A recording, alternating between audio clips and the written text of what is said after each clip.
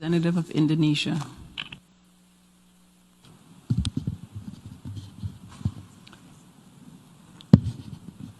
Madam President, I'm taking the floor to exercise Indonesia's right of reply to the statement made by Vanuatu.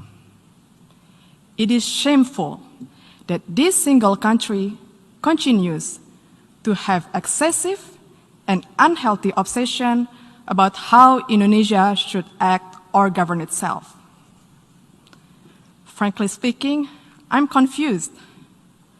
How could a country try to teach others while missing the point of the whole fundamental principles of the United Nations Charter? Let me tell them the following. To do what is right is to respect the principles of non-interference in the domestic affairs of other countries.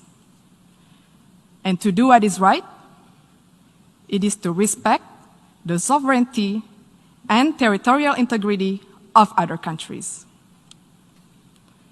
So until you have done so, please keep the sermon to yourself.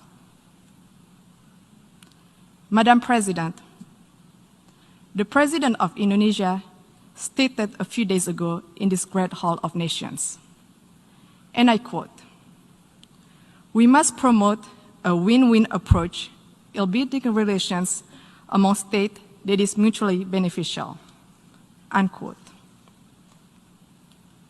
Indeed, such a call was echoed by world leaders throughout this prominent week. But this ignorant country chooses the contrary. At times of an emergency health crisis and great economic adversity, it prefers to instill enmity and sow division by guising their advocacy for separatism with flowery human rights concern. Indonesia, comprising of more than hundreds of ethnic groups, a diverse and multicultural nation with thousands of tribes and hundreds of local languages, spreading across more than 17,400 islands, is committed to human rights. We value diversity, we respect tolerance, and everybody has the same right in this third largest democratic country in the world. We have also promoted and protected human rights where each individual has the same rights under the law. Furthermore, we have ratified the International Convention on the Elimination of all forms of racial discrimination. While interestingly, Vanuatu has not even signed it. And how could one talk about promoting the right of indigenous people when it does not even sign the International Covenant on Economic, Social, and Cultural Rights, the core human rights instrument?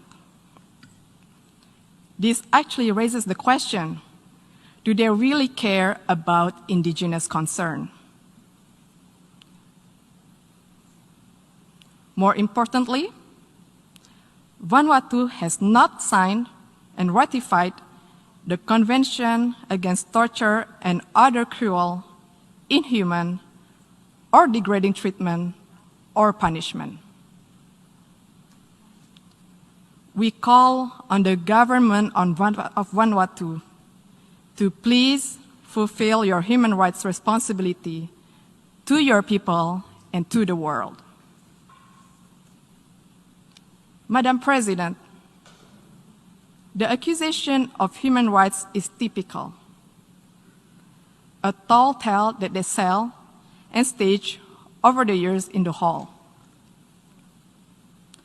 Let me tell them, you are no representation of the people of Papua, and stop fantasizing of being one. Papuans are Indonesians. All of us play an important role in the development of Indonesia, including on the island of Papua. Madam President, the principles of the UN Charter, which Vanuatu clearly does not seem to understand, stipulates the respect for sovereignty and territorial integrity. Indonesia will defend itself against any continuing advocacy of separatism conveyed under the guise of artificial human rights concern. The provinces of Papua and West Papua are irrevocable parts of Indonesia since 1945.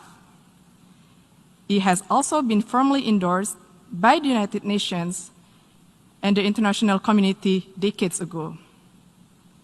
It is final, irreversible, and permanent. I thank you, Madam President.